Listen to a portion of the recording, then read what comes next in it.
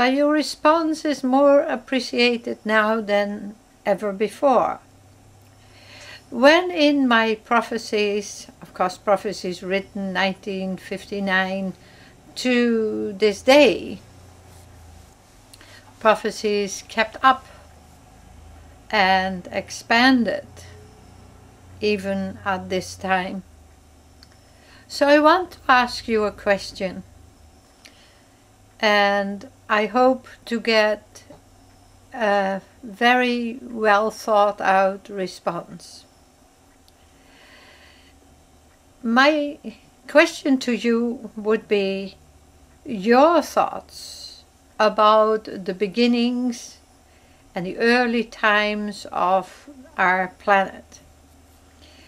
I have foretold many, many times, and I have to remind you again that not too long from now you actually will have serious communications and not just visions of UFOs. When I spoke to my friend Velikovsky and spoke about crossings, and what was it, a week ago I spoke with a gentleman who was an atomic engineer, and a little bit of a question here and there and some going back and forth, and then I said to him, crossings.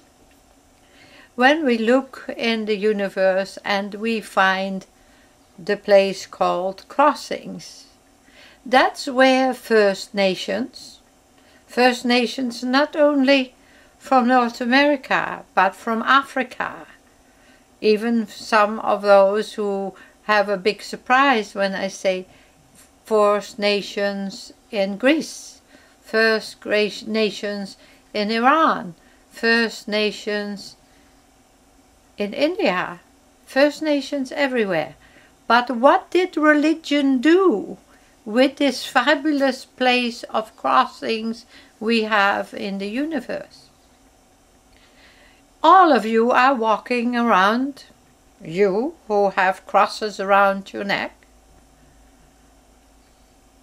Some of them, I must say, quite elaborate. When we see some of the people who have installed themselves in Rome, these crosses are rather big. But the cross from First Nations, the true cross, is the symbol of crossings. I come from and landed in crossings before coming to the earth. Many of you can say, if you are of higher spiritual intent. So here we have a cross that is a perfect 4 directions. And so we can take a thought about this cross. But that's not where I really would like to go with you, although I want you to think about it. Let us go for a moment to the time of King Solomon. King Solomon, which they all planned somewhere in Israel. We also can say boundaries of lands, oceans, shores, all have adjusted and changed themselves.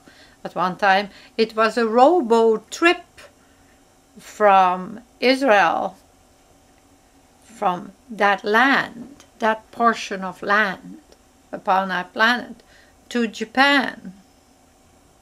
And I will go back there also. I want to get you thinking.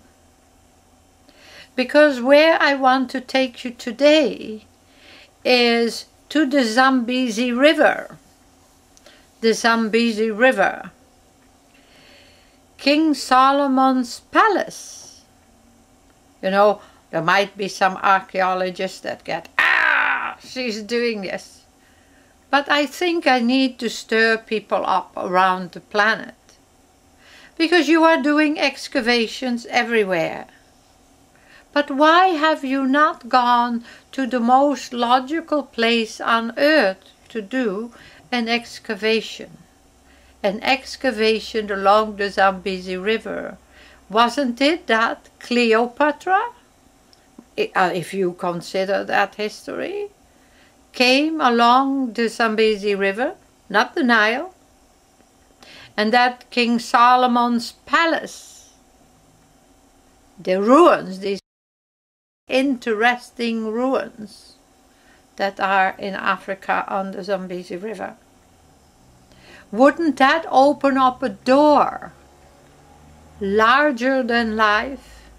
Now, I have had some communication over a long time with various people from Greece and various people from Africa, the African lands, who have come to speak with me and asked what was my vision, what was it for a possibility.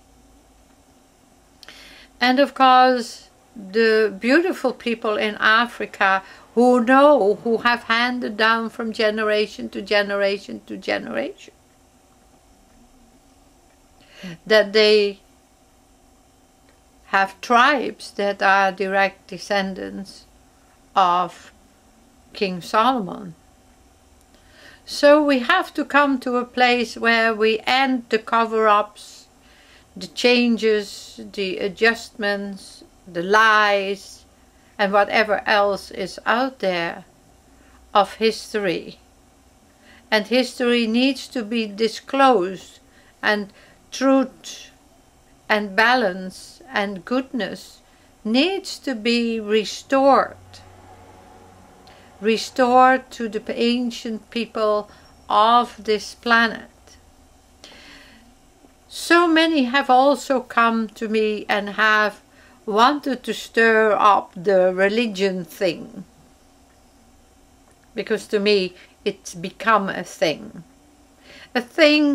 which has created many, many wars, many tears, many lives lost.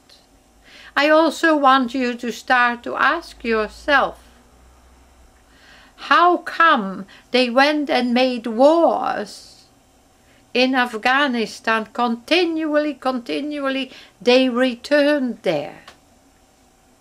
What is there that is so very important to these powers that be, to go and create another war and another disturbance and another suffering?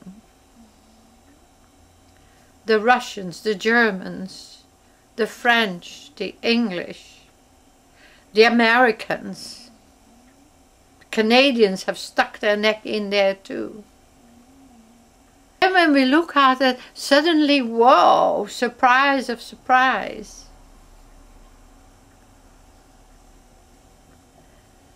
What is it that they are looking for? What is it that they want control over? And then we jump suddenly, and we jump to Tibet. We jump to the beautiful areas that are there. Ancient land also. But all of the earth is ancient, isn't it? And here we have this craze going on about Buddhism. But what form of Buddhism? Who are the ones that are truly there, that are out for you? Tell me what they are doing to bring global peace and harmony. What is it that all these religions have brought you to bring global harmony and peace? Isn't it time that all these ancient sites need to come to the surface so that you can make a very wise assessment